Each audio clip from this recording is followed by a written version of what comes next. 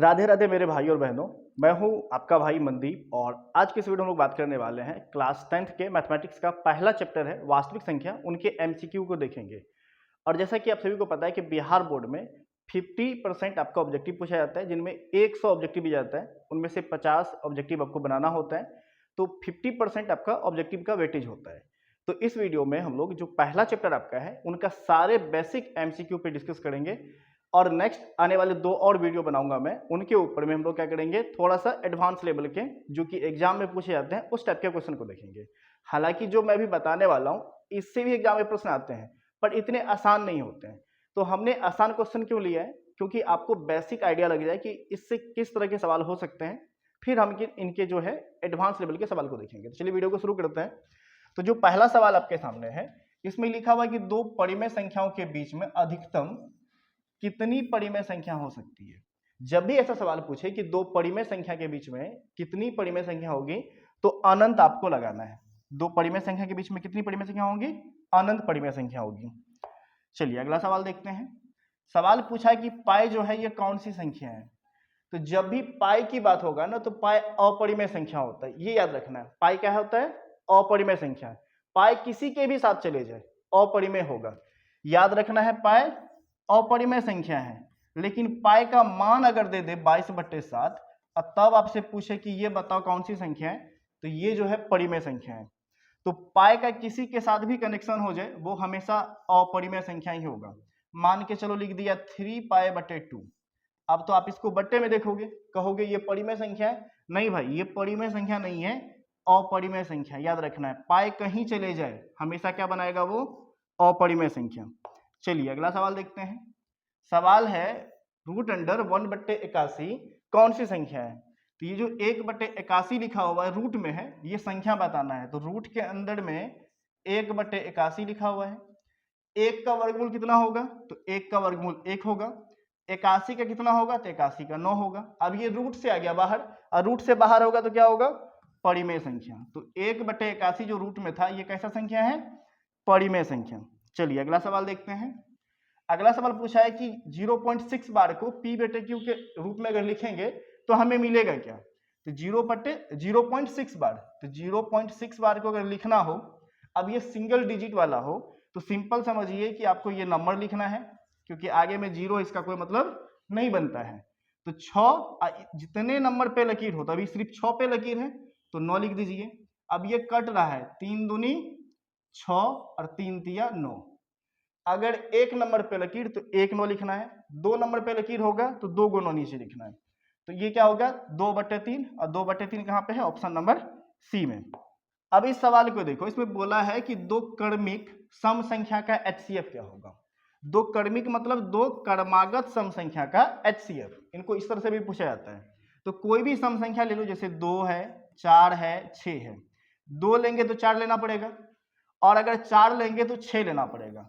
तो मान के चलिए हम 4 और 6 ले लेते हैं, तो 4 का गुणनखंड कितना होगा? 2 गुना 3, और 6 का गुणनखंड होगा 2 गुना 4 का 2 गुना 2, और 6 का हो जाएगा 2 गुना 3। नहीं, तो इसमें कॉमन क्या है? आपका 2 है, तो HCF कितना आ जाएगा? 2। तो हमेशा याद रखिएगा कि दो क्रमिक सम संख्या या क्रमागत सम संख्या ऐसा पूछेगा तो HCF कितना आएगा उसका? हमेशा 2 आएगा। चलिए अगला सवाल देखते हैं। निम्नलिखित में कौन सी संख्या अभाज्य संख्या है। अब अभाज्य संख्या का मतलब क्या होता है कि ऐसा नंबर जिसका गुणनखंड सिर्फ 2 हो। एक तो 1 होगा, एक वही नंबर होगा। ठीक है, अभाज्य संख्या का मतलब क्या है कि मान के चलो ये x है, हमारा अभाज्य संख्या है, तो इसका गुणनखंड 1 होगा और x होगा, यानी कि सिर्फ और सिर्फ 2 गुणनखंड आएगा। और भाज्य संख्या में क्या होगा? 1 होगा, एक खुद वो नंबर होगा, एक्स्ट्रा भी नंबर आ जाएगा, यानी कि 2 से अधिक गुणनखंड होगा। अब 15 का गुणनखंड क्या होगा? 1 हो सकता है, 3 हो सकता है, 5 हो सकता है, 15 हो सकता है। यानी 1 से भी 15 कटेगा, 3 से भी कटेगा, 5 से भी कटेगा और 15 से भी कटेगा। तो 15 तो हो गया अपना भाज्य संख्या। अब 23 में आओ, 23 किससे कटेगा? 1 और 23 से।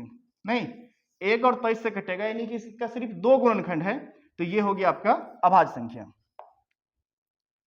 6, 8 और 22 का LCM और HCF का अनुपात निकालना है। अब जब ऐसा सवाल दे दे तो 6 का गुणनखंड करिए, क्या हो जाएगा? 2 गुना 3। 8 का करेंगे तो हो जाएगा 2 गुना 2 गुना 2, और 22 का करेंगे तो क्या हो जाएगा? 2 गुना 11। पहले HCF निकाल लेते हैं, तो सब में कॉमन क्या है 2 है, तो HCF अपना कितना निकल गया 2। ठीक है, सब में कॉमन कितना था 2, तो HCF आ गया 2।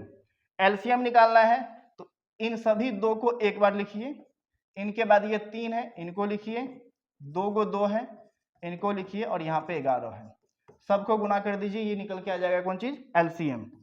तो चलिए LCM निकालते हैं, 2 गुना 3 6, 6 दूना 12, 12 दूना 24, और 24 गुना 11 कर दीजिए, 11 चौके 44, हासिल 4, 11 दूना 22, 22 4 26, 200 आ गया 64। तो LCM कितना आ जाएगा 264। सवाल पूछा है कि LCM और HCF का अनुपात, तो LCM कितना है 264, अब बट्टे कर दीजिए HCF, तो HCF कितना निकला आपका 2।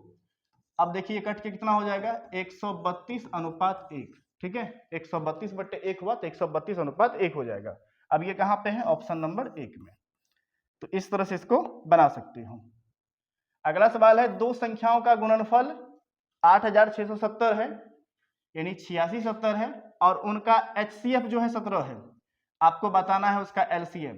तो इनके लिए एक सिंपल फॉर्मूला होता है कि A इंटू बी बराबर LCM इंटू HCF होता है। ठीक है, अब इस पे बैठा दीजिए। तो हमारे पास क्या है, गुणनफल दिया, यानी A इंटू बी दिया आपको 8670, तो 8670, LCM नहीं पता है क्योंकि LCM तब से पूछा है, तो LCM रहने दीजिए, HCF कितना है 17 है। ठीक है, तो LCM अगर आप निकालना है तो ये गुना में 17 है, 17 के इधर लेके आएंगे तो क्या होगा, भागा हो जाएगा। तो LCM निकालने के लिए क्या करना पड़ेगा, अपना 8670 में 17 से भागा देना पड़ेगा। तो 17 पचे क्या होता है 85, आगे आपका 1 पे 17, 1 पे 7 यानी 17, 17 कम 17 और 0, तो 500 कितना हो गया 10। अब 510 कहाँ पे है, ऑप्शन नंबर सी में। तो इस टाइप का सवाल जब भी बनाना रहेगा तो आपको ये वाला फॉर्मूला जो है दिमाग में याद रखना पड़ेगा। क्या है फॉर्मूला, A इंटू बी बराबर LCM इंटू HCF। कोई भी सवाल हो इस टाइप का, इस पे लगाइए, बन जाएगा आपका। चलिए अब अगला देखते हैं। यदि A और B अभाज्य संख्या है तो A B का LCM क्या होगा। अभाज्य संख्या का LCM हमेशा गुना करना होता है। मान के चलिए एक 2 ले लिए, एक 3 ले लिए, 2 भी अभाज्य संख्या है, 3 भी अभाज्य संख्या है। क्यों है अभाज्य संख्या, क्योंकि 2 का सिर्फ 2 गुणनखंड होगा, 1 और 2। 3 का गुणनखंड सिर्फ 1 होगा और 3 होगा, तो ये दोनों क्या है अभाज्य संख्या। अब इनका हमें LCM निकालना होगा तो 2 को 3 से गुना करना पड़ेगा। ठीक है, तो 2 को 3 से गुना करना पड़ेगा, तो यानी कि A और B, नहीं 2 3 गुना करें, मान लो ये A है ये B है, तो A और B गुना करेंगे तब ना ये आएगा रिजल्ट, तो A into B, option number कौन सा है, सी सही है। अगला सवाल ये देखिए, 2.131 फिर 3, इतना सारा नंबर लिखा हुआ है, कह रहा है कैसी संख्या है। अब ऐसा सवाल जब आपको देगा तो एक पैटर्न को देखना है, पॉइंट के बाद जो नंबर है अगर वो सेम रिपीट हो रहा है, सेम पैटर्न में रिपीट हो रहा है तो परिमेय संख्या, और सेम पैटर्न में रिपीट नहीं हो रहा है तो अपरिमेय संख्या। तो यहाँ पे अगर 1 3 1 बात करें तो यहाँ भी 1 3 1 है, लेकिन यहाँ 1 1 फिर 3 तब 1 है, तो यहाँ से यहाँ तक रिपीट ठीक है, यहाँ भी रिपीट ठीक है, यहाँ से रिपीट जो है वो गड़बड़ हो गया है। सेम रिपीट होगा परिमेय, और सेम रिपीट नहीं होगा तो अपरिमेय। तो क्या हो जाएगा इसका, ऑप्शन नंबर सी सही। सहअभाज्य संख्याओं का मौसो कितना होगा, या इसको इसे पूछेगा कि दो सहअभाज्य संख्याओं का मौसो कितना होगा। अब ये सहअभाज्य संख्या क्या होता है कि ऐसा कोई दो नंबर जिसका सिर्फ और सिर्फ कॉमन जो गुणनखंड होगा सिर्फ एक होगा। मान के चलिए एक नंबर लेते हैं हम 17, एक लेते हैं हम 23। ठीक है, तो 17 और 23 का अगर गुणनखंड करेंगे तो इनमें कॉमन क्या होगा, सिर्फ एक कॉमन होगा। 17 में भी एक आ रहा है, यानी 1 से भागा 17 में लगेगा, 23 में भी 1 से ही भागा लगेगा, तो इसका HCF हमेशा कितना हो जाएगा, 1 हो जाएगा। ये याद रखना है। यदि Q एक धनात्मक पूर्णांक है, Q क्या है, धनात्मक पूर्णांक, तो कह रहा है धनात्मक विषम पूर्णांक क्या होगा, धनात्मक विषम पूर्णांक का रूप क्या होगा। अब सम और विषम समझ लो, देखो सम कहेगा तो सम संख्या होगा 2Q के रूप में। ठीक है, अगर Q के बारे में बात करेगा तो 2Q और नहीं तो 2M, कोई भी एक याद रख लो, बगल का जो लेटर है चेंज हो सकता है। विषम का बात करेगा तो विषम में याद रखना है 2Q प्लस या माइनस 1 होगा, या तो प्लस में एक हो सकता है या तो माइनस में। अब ये जो आगे का नंबर 2 है ना, ये बदल सकता है, 2 की जगह 4 होगा, 6 होगा, 8 होगा, 10 होगा, 12 होगा, यानी कि सम संख्या का कोई भी नंबर दे सकता है। तो अभी देखो हर जगह क्या लिखा हुआ है 6q, तो 6q हो गया आपका सम संख्या। अब ये साइड वाला से पता करना है कि विषम कौन है, तो 2 क्या है सम संख्या और 3 क्या है विषम संख्या, तो राइट आंसर हो जाएगा ऑप्शन नंबर बी। यानी कि इसमें q अगर धनात्मक पूर्णांक है तो धनात्मक विषम पूर्णांक कौन सा हो जाएगा 6q + 3, क्यों, क्योंकि ये तो सम है लेकिन ये वाला नंबर क्या है विषम है। चलिए आगे देखते हैं 11/15 का दशमलव प्रसार कैसा होगा। अब दशमलव प्रसार क्या होता है, शांत या फिर अशांत। शांत कब होगा और अशांत कब होगा, इनके लिए एक नियम याद रखना है आपको। शांत दशमलव प्रसार होने के लिए आपका क्या चाहिए, जो ऊपर में नंबर होता है उसको पी बोल दो और नीचे का नंबर है क्यू, तो क्यू का जो गुणनखंड होगा या तो 2 का पावर m होगा या तो 5 का पावर n होगा या तो 2 का पावर m इंटू 5 का पावर n। अब इसको समझो आसान भाषा में, यानी कि कोई भी नंबर जो कि जैसे लिखा है 11/15, तो ऊपर में p है, ये नीचे वाला q है, p/q। अब नीचे का गुणनखंड करना है, उसके गुणनखंड में या तो सिर्फ 2 आ जाए या तो सिर्फ 5 आ जाए या फिर 2 5 दोनों आए, याद रखिएगा, या तो सिर्फ क्या है 2 या तो सिर्फ 5 या 2 5 दोनों आए तो कहेंगे शांत। अगर इनके अलावा कोई नंबर आ जाए तो कहेंगे अशांत है। अब यहाँ पे अपने पास क्या है 15 है, 15 का गुणनखंड करोगे तो क्या हो जाएगा 3 × 5। अब ध्यान से देखो 5 अगर सिर्फ आता, ठीक है, तो कहेंगे शांत, क्योंकि 5 रहेगा तो क्या होगा शांत। लेकिन 5 के अलावा कौन सा चीज आ गया है, 3 आ गया है, 3 आ गया तो क्या बोलेंगे इसको अशांत बोलेंगे। तो आंसर कौन सा सही होगा, बी सही होगा। यूक्लिड विभाजन एल्गोरिथ्म दो धनात्मक पूर्णांकों के क्या निकालने की तकनीक है। तो यूक्लिड विभाजन विधि जो है सबसे पहला सवाल उसी से स्टार्ट होता है और उससे निकलता क्या है, HCF निकलता है, ये याद रखना है, यानी मौसो निकलता है। तो ऑप्शन कौन सा सही होगा, बी। यूक्लिड विभाजन विधि से हमेशा हमेशा HCF निकलता है, इस बात को ध्यान में रखना है। अगला सवाल है निम्नलिखित में कौन परिमेय संख्या है। तो परिमेय संख्या पूछा है, तो परिमेय संख्या कैसा होता है, p/q में, अर्थात रूट में नहीं होना चाहिए। किसमें नहीं होना चाहिए, रूट में नहीं होना चाहिए। अब रूट के अंदर में 3 है, 3 कभी बाहर आएगा ही नहीं, तो अपरिमेय संख्या। अब ये जो नंबर आपको दिया हुआ है √2 से √2 कैंसिल हो गया, सिर्फ बचा 2 और 2 के नीचे कुछ नहीं तो 1। अब ये हो गया परिमेय। 5 कभी बाहर आएगा नहीं, 6 कभी बाहर आएगा नहीं, तो आंसर कौन सा होगा आपसे, ऑप्शन नंबर बी। 0.232 बार का p/q रूप होगा। यहाँ पे लिखा क्या है 0.32 बार का p/q रूप क्या होगा। तो जैसे कि हम बोले थे कि जितना नंबर पे क्या होगा लकीर होगा, तो यहाँ पे 2 गो नंबर के ऊपर लकीर है तो 2 × 9 बैठा दीजिए, तो 32/99। अब 32/99 कहाँ पे है, ऑप्शन नंबर ए में, ऑप्शन ए इसका सही है। निम्न में कौन सा अपरिमेय संख्या नहीं है, निम्नलिखित में कौन सा अपरिमेय संख्या नहीं है। तो अपरिमेय नहीं है तो क्या होगा, अपरिमेय नहीं है तो क्या होगा, परिमेय होगा। तो 10 कभी बाहर आएगा, नहीं आएगा, तो अपरिमेय है। 24 कभी बाहर नहीं आएगा, अपरिमेय है। 35 कभी बाहर नहीं आएगा, ये भी अपरिमेय है। 121 किसका स्क्वायर है, 11 का स्क्वायर है, ये बाहर आ गया, तो ये अपरिमेय नहीं है। और अपरिमेय नहीं है तो क्या है, परिमेय है, तो ऑप्शन इसका डी सही है। प्रत्येक धनात्मक समपूर्णांक किस रूप में होता है। तो जैसा हम बताए थे कि समपूर्णांक कैसा होता है 2m या 2q, ठीक है, बगल का लेटर कुछ भी हो सकता है, तो इसका राइट आंसर हो जाएगा ऑप्शन नंबर ए। सम संख्या कैसा होता है 2q के रूप में। अगला सवाल देखो, कह रहा संख्या रेखा पर प्रत्येक बिंदु प्रदर्शित करता है। तो संख्या रेखा, ये 9 क्लास का ही सवाल है, संख्या रेखा पे जितना भी बिंदु होता है वास्तविक संख्या होता है। तो इसका राइट आंसर कौन सा होगा, ए नंबर, कैसा होगा, वास्तविक संख्या। संख्या रेखा का प्रत्येक बिंदु क्या होता है, वास्तविक संख्या। इसको एकदम याद रख लेना, माइंड में भूलना नहीं है। सबसे छोटी अभाज्य और सबसे छोटी भाज्य संख्या का गुणनफल कितना होगा। सबसे छोटका अभाज्य संख्या और सबसे छोटका भाज्य संख्या का गुणनफल पूछा है। तो सबसे छोटा अभाज्य संख्या कौन सा है, तो आपका 2 है, ठीक है, ये सबसे छोटा क्या हो गया अभाज्य संख्या। और सबसे छोटी भाज्य संख्या कौन सा है, तो सबसे छोटी भाज्य संख्या आपका है 4। कौन सा है, 4। तो दोनों को गुना करो, क्या हो गया राइट आंसर 8। 8 कहाँ पे है, ऑप्शन नंबर सी में। भाज अभाज परिमेय ये सब माइंड में बैठा लेना है, भूलना नहीं है। अगला सवाल देखिए, 2π क्या है, ये हम आप लोगों पे छोड़ देते हैं। पाई का पूरा कहानी समझा दिए कि पाई का मान अगर 22/7 होगा तब उसको क्या बोलेंगे, पाई किसी के साथ चला जाए तब क्या होगा, ये भी हम बता दिए स्टार्टिंग के सवाल में। तो ये वाला आपके लिए है, इसका आंसर जो है आप हमें कमेंट में लिख के बताइएगा कि इसका राइट आंसर क्या होगा। चलिए अगला सवाल देखते हैं। 144 के अभाज्य गुणनखंड में 2 का घात कितना होगा। तो 144 का पहले गुणनखंड कर दो, तो 2 से लगाओगे तो कितना आएगा, तो 2 से आएगा आपका कितना 7 और 2 72 हो गया।